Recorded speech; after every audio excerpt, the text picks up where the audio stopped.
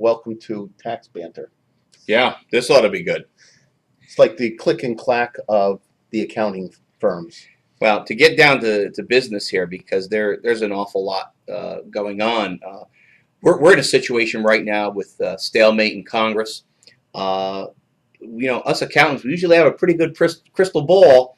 What's going on the next year, 2 or 3? But Bill, the Bush tax cuts are expiring. What does that?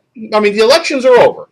The Bush tax cuts are expiring. What does that mean to people? Well, they're scheduled to expire. Yeah. We don't know that they're going to, but if they do, tax rates will go up across the board. But if Congress does nothing, if we have a Republican House, you got a Democratic Senate, Democratic President, if this stalemate continues, they expire. December 31st, 2010. And everyone will see a tax increase.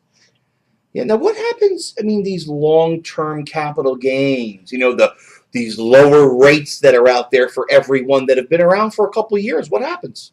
Those will also go away, but don't focus on the rates. Focus on balancing your gains with your losses. Okay, so I run into this all the time where people will hold on to the losers because they're going to come back. Yeah, they're going to come back. And what happens, and we've both seen this a lot, people come in and they sell the winners, they pay the tax on all the winners, and then a couple of years later, when there are no winners, they sell the losers. And then they're limited. And in doing so, they're limited to what? $3,000 a year in capital losses that can be offset against ordinary income. So if I got Mr. Smith and he lost $60,000 on a particular stock, what's he doing? He's no gains. There's no other gains. 60,000? Yeah. He's carrying it over for a real long time. Yeah, about 20 years, according to your math. Yes. Interesting. So we don't have new tax legislation. Well, we have tax legislation. This goes back to the 2001 era. And this is also in the estate as well as the income tax arena. It's on both sides. It's a good year to die. There's no estate tax this year.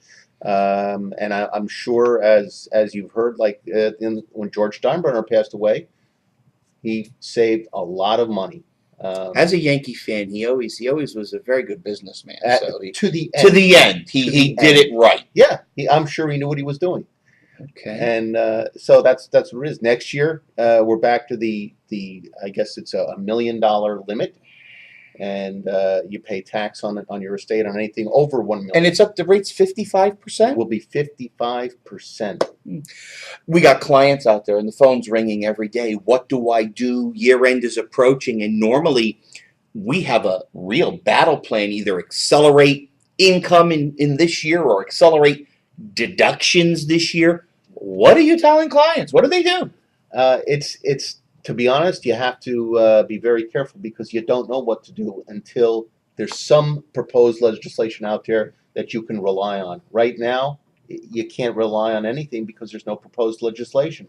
So the thing is, I mean, first of all, good tax planning is good tax planning. Yes.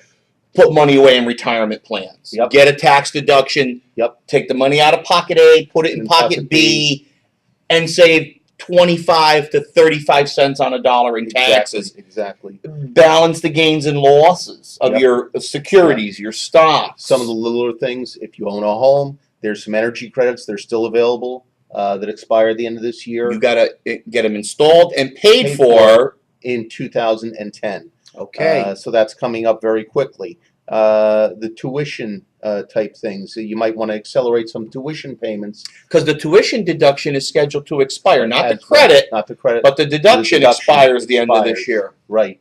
So you might want to try and get that in there. I still think it's a good idea to try and, if you think your income is going to drop next year, then accelerate your deductions this year. If you think your income is going to go up next year, then it's, how do I weigh that? It's a difficult decision. Looks like for most folks, rates will not be lower next year under any circumstance. I believe so. At best, they'll remain the same or be higher. That's so I think that's what we have to use sort of as a backdrop for all our suggestions to people, and just keep that major fact in mind. Yeah. Just don't let the tax tail wag the dog. Absolutely. Good business is good business. That's right. Yeah, the tax-motivated decisions have really taken a back seat since the Tax Reform Act of '86, where the tax ramifications of doing things just for tax purposes really aren't as prevalent as they used to be. And now for businesses, there's even a codified uh, what's that doctrine called? I blew it.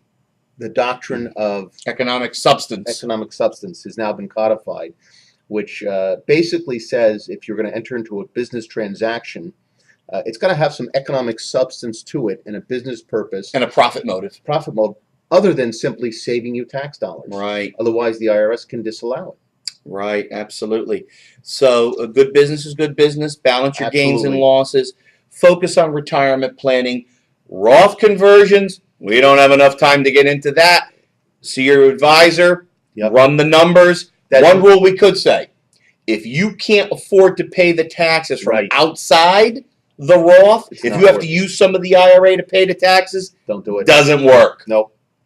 And you're running out of time on that very quickly. That's going to, the availability of that to every taxpayer will end on December 31st, and the income thresholds will go back into effect for that beginning January. We're always up against it this time of year with decisions and advising clients. We've both been doing this about 30 years. I really can't remember a time as tumultuous and uncertain as we are right now. This is so cool. It's, to use a gambling term, it's a crapshoot. Okay. We'll see y'all soon.